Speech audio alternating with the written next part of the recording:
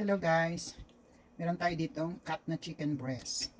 Nagawa tayo ng garlic creamy chicken mushroom. Ayan. Marinate lang muna natin siya. Lagyan natin ng konting asin.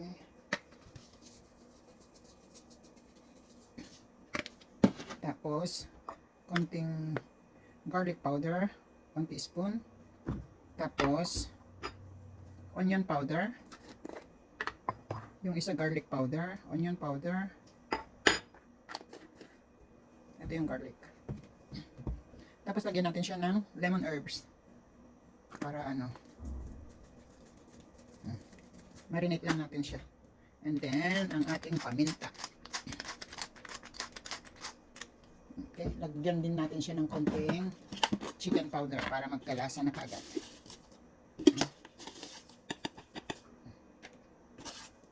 1 teaspoon. Yan. Ganun guys. Marinate lang natin siya.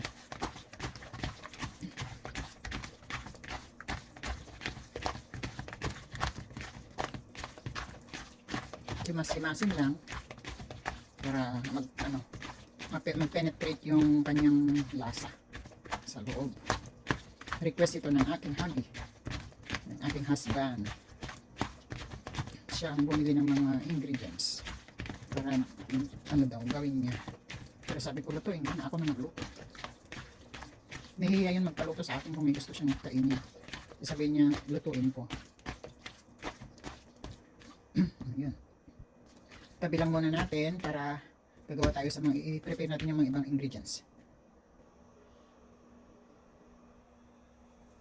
Okay guys, ito na yung ating creamy mushroom. Tapos nagpainit tayo dito ng kawali. Lagyan natin siya ng mga 1 tablespoon na sunflower. Itong ginagamit ko, sunflower or olive oil panggisa. Okay ay canola. Lang natin siya. At ating isir ang ating chicken breast.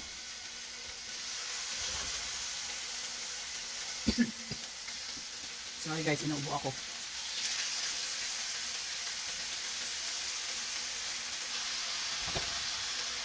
Alam niyo yung pinang-marinate ko guys?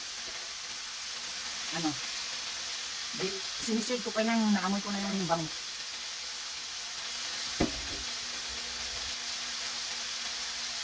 Ayan, yan lang natin siya both sides. Gawin natin yung apoy.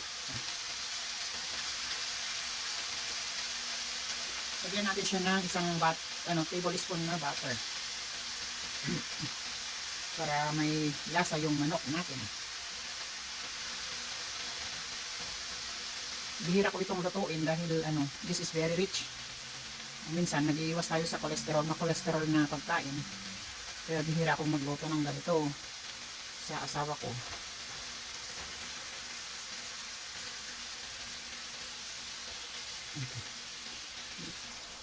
Guys, naalala nyo yung ito na yun, yung ginawa kong herbs. Sabi ko magagawa tayo ng sarili nating spices. Ito na siya, yung rosemary. Pwede tayong maglagay dyan.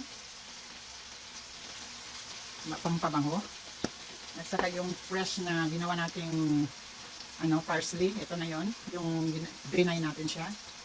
Maglagay din tayo dyan para mabango. Bango na niya talaga. Promise. Ngayon, balik na rin natin siya.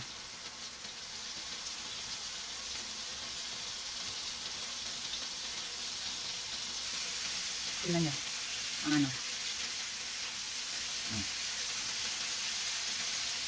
ganun lang guys. Ang bango-bango. Yun.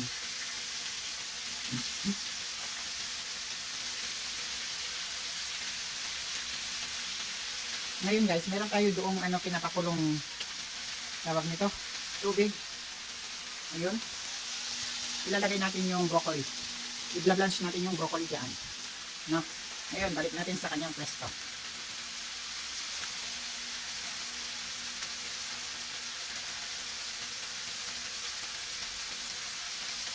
Ngayon, tanggalin muna natin siya sa kanyang ano, dito sa kanyang ay palayok. At lutuin natin yung ibang ingredients. Ngayon guys, the same ano, palayok, yung pinagprituhan natin ng manok, lagay natin itong ano, mushroom. Creamy mushroom. Meron pa palang hindi na ano, hindi na nakaya. Kaya natin siya. Yan. Gisa-gisa natin ito. Dito.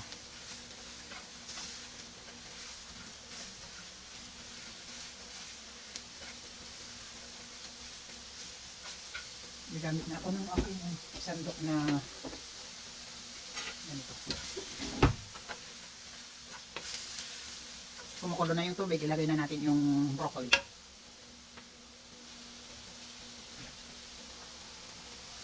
I-blend lang natin yun ng ano, parang 2 minutes or 1 minute. Itong cremen natin ay lagyan pa natin ulit siya ng isang tablespoon na butter.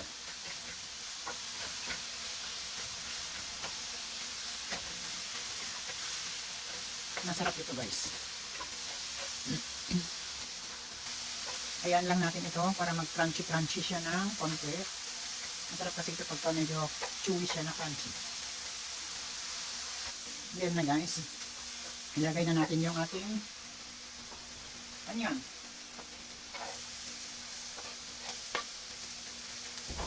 Lagyan natin siya ulit ng butter. Masarap yung mag brown. Lagyan na rin natin yung ating garlic.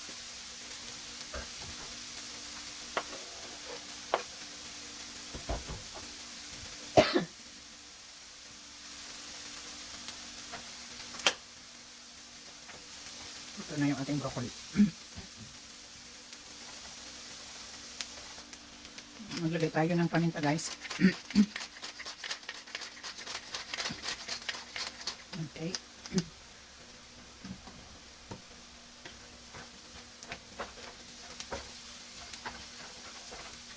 Brown lang natin yung ano, sibuyas. Ngayon guys, ilagay na natin yung ating cream. Heavy cream. Sarap nito.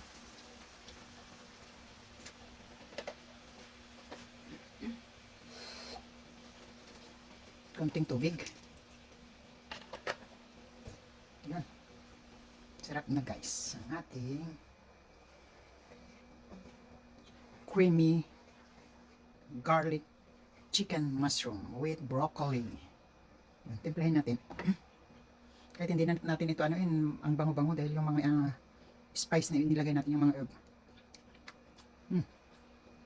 Sarap. Hindi natin siya lalagyan ng ano, masyadong asin kasi maglagay tayo ng mozzarella, ng parmesan cheese. Pero maglagay tayo ng konting asin. Yun. Ayos ng lasa guys. Ilagay na natin yung ating manok. Balik natin siya. Ano natin yung, kasi may malasa yung sabaw nun. Yun.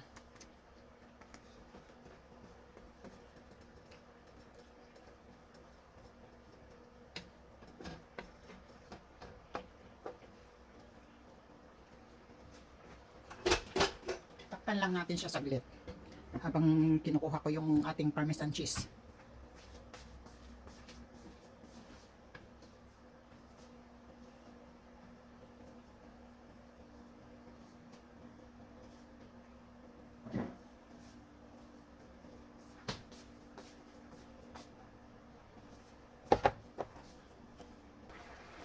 Ito na guys yung ating parmesan cheese. Hindi tayo masyadong naglagay ng asin dahil maalat itong parmesan na ilagay natin siya. Dagdagan pa natin ng konti. Yun, sarap na.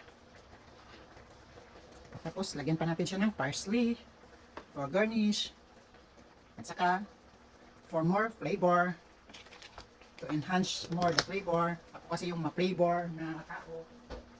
Yun, okay na to. And lastly, ilagay na natin itong broccoli. Ang ating broccoli. Mm. Masarap na ito guys. So, yun lang po ang ating video. Luto na yung broccoli kaya ganyan na. Patay na natin yung apoy. Ito na ang ating creamy garlic chicken mushroom with broccoli. Yan guys, ang ating video for today.